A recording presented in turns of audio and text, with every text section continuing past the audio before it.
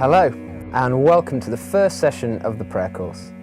The aim of this course is to give some teaching about the vital spiritual discipline of prayer, which will hopefully fuel your discussion.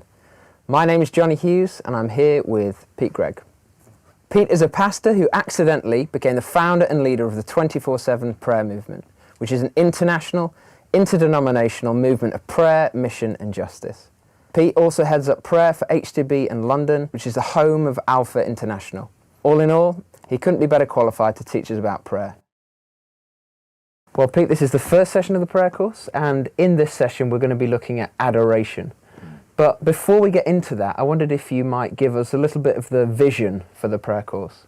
The vision really is Jesus. The vision is to grow in relationship with him. And the way you grow in relationship with God is through prayer. It's the heart of Christianity. If I never talked to my wife or never spent time with her or never listened to her, then I wouldn't have much of a relationship with her, even though I'd have a marriage certificate. And in just the same way as we grow in prayer, we get to know God better. We come into his presence more and more. I think I used to think that prayer was just something that kind of got beamed down on super holy people, which is why I liked outsourcing it to others, because I found prayer so difficult.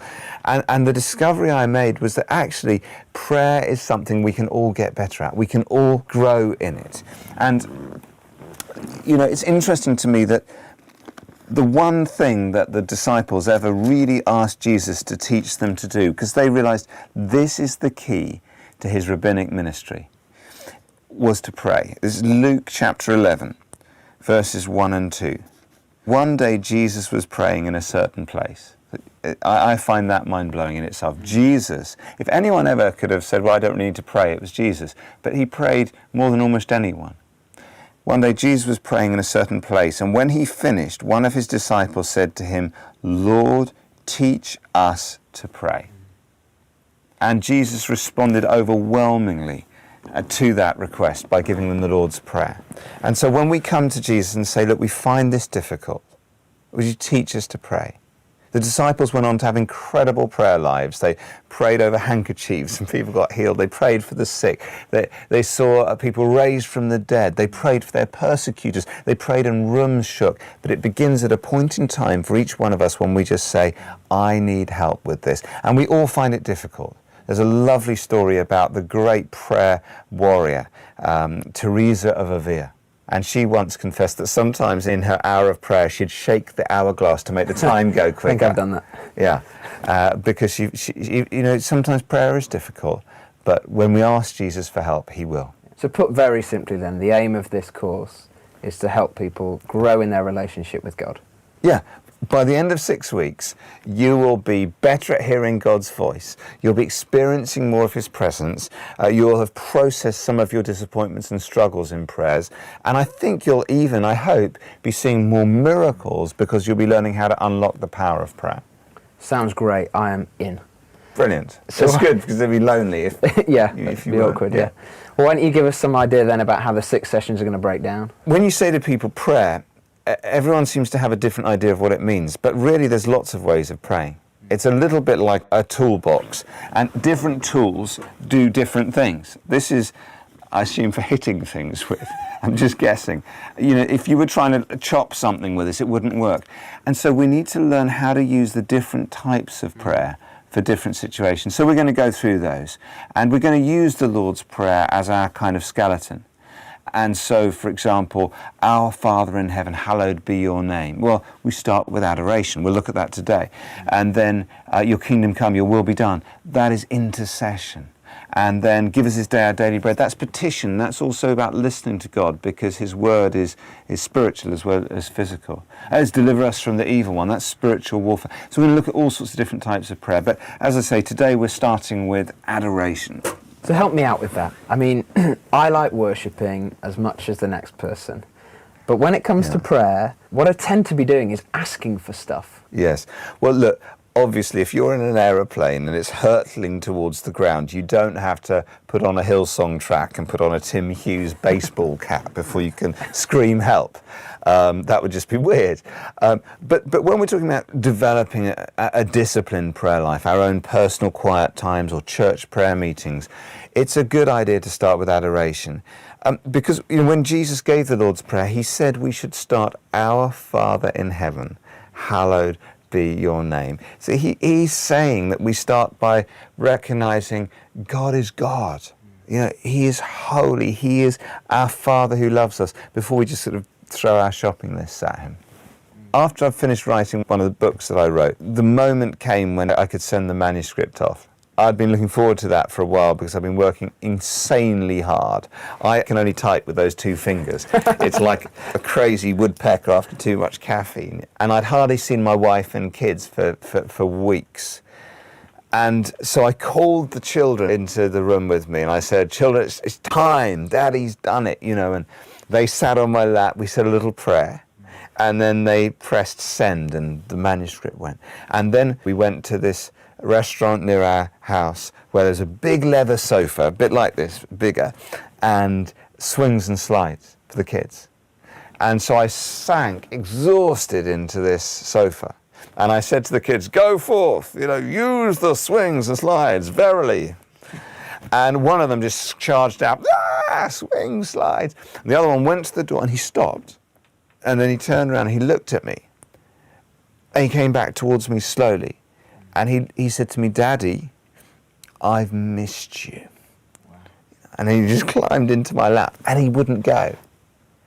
And you have no idea how that ministered to my tired father's heart. And I didn't love him more than the other one at that moment. He didn't have to do it. It wouldn't have been wrong for him to go on and use the slides and swings. But he took an opportunity to give his time and his emotions to minister to me. And that, I think, is adoration. It's saying, in prayer, we're not just trying to get something out of God, we actually can minister to the heart of the Father.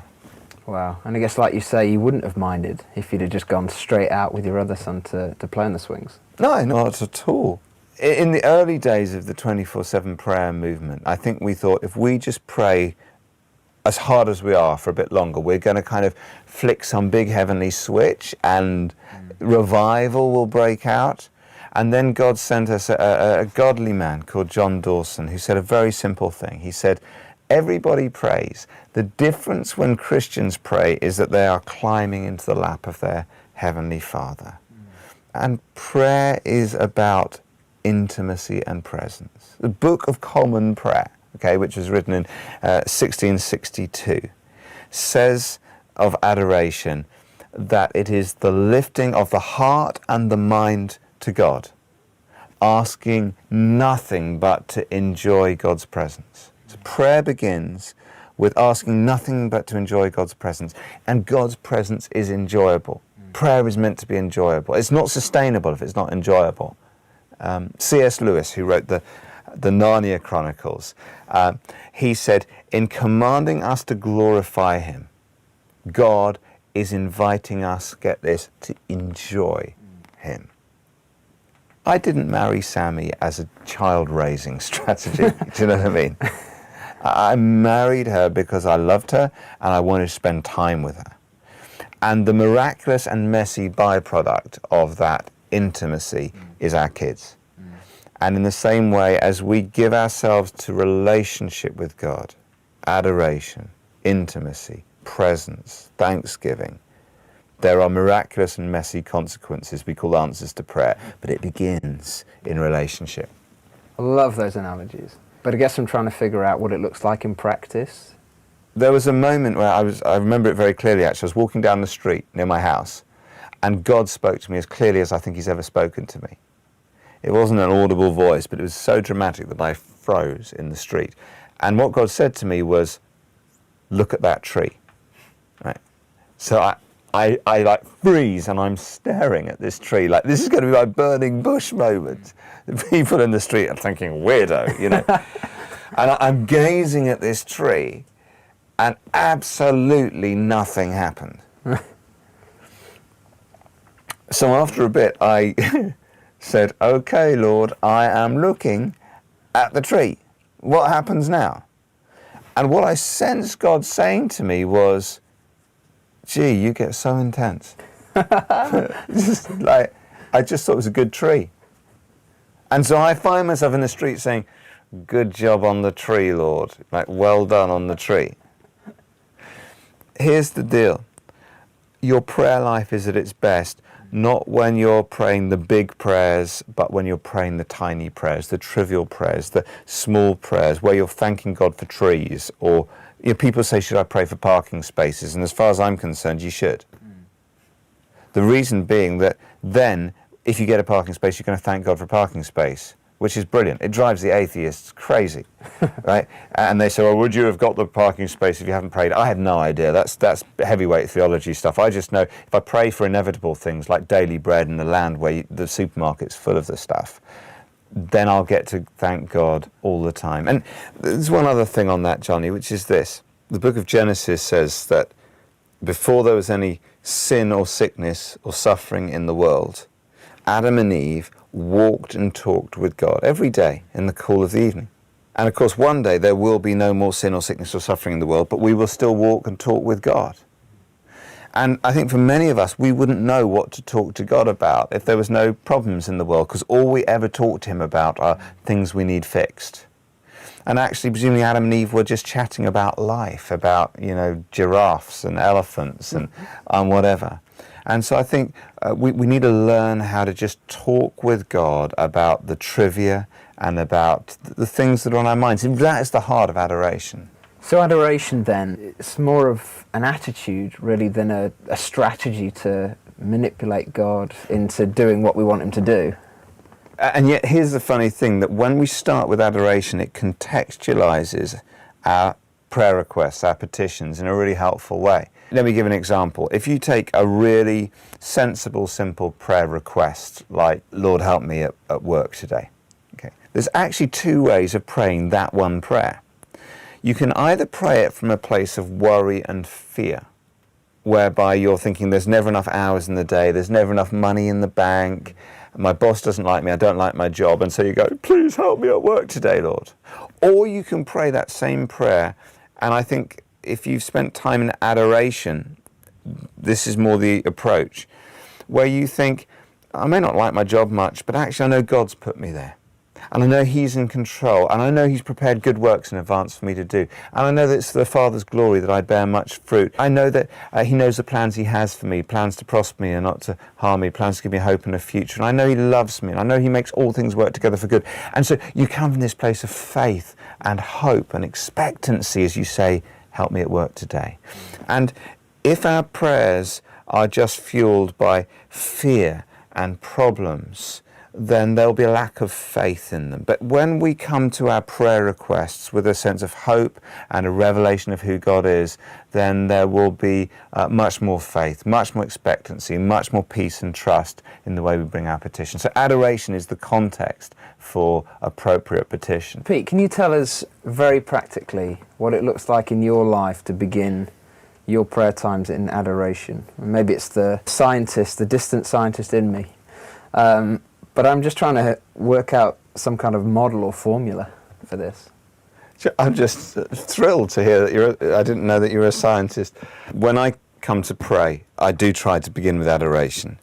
And one of the things that helps me, I think, to structure my whole prayer times is actually often I will work through the Lord's Prayer, not just repeating it, but using it as a model. So each line becomes a springboard to think about God as Father and hallowing his name and what does it mean to pray for his kingdom to come. And sometimes I'll use that old acronym ACTS, adoration, confession, thanksgiving, supplication, which just means asking God for stuff. And it sort of holds me off from coming in with all my prayer requests until I've spent some time adoring and thanking God. Sometimes the Psalms will help me. Sometimes just putting on some worship music. If it's in a corporate prayer meeting, actually spending time worshipping before we move into praying for things can be really helpful. Johnny, a friend of mine told me a story just the other day which to me sums this whole message up about adoration. He's got a son who's I think 17 years old, and he's a pastor, this guy, and he said at the moment when his son gets home from school each day, he takes off his tie and he always comes and finds his dad, who's normally in his study, and his son just throws himself down on the sofa and just kind of sprawls out there. And he doesn't particularly want to ask his dad for anything. He just wants to be in his dad's presence for a while before he gets on. And my friend said it ministers so much to him. He loves so much that his son does that. Now, of course, later in the evening, he'll be saying, can I borrow the car keys? Or, Dad, can you give me a hand with this? There's a place for petition, but it's also important that we learn how just to come into the presence of God and to be still and to enjoy his presence in that way. When we spend that time consciously in God's presence, in a way, that is the one time in our day when we don't pray. We tend to think, if I spend half an hour there in the presence of God, that's it, done for the day, and then I can get on with my life. But what if the half hour, the hour we spend each day with the Bible and prayer and worship is the time we recenter on Jesus, so that we can live the other 23 hours of our day praying in real time, more conscious of his presence, praying almost as a reflex reaction when we're watching TV or while we're at work. Because that's the aim, ultimately, is not just to have times of prayer each day, but to become a 24/7 prayer room, a place that is continually encountering God and enjoying God's presence, practicing the presence of Jesus 24 hours a day and 7 days a week. That's brilliant. Why don't we start by praying? Good idea.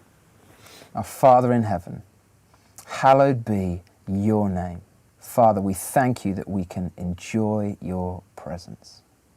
We're sorry for the times that we just throw our shopping list at you without first coming before you. Thank you that you are Father and that you love us. Thank you that you make a space for us in your arms. Father, we pray that you would teach us the attitude of adoration. Lord, teach us to pray.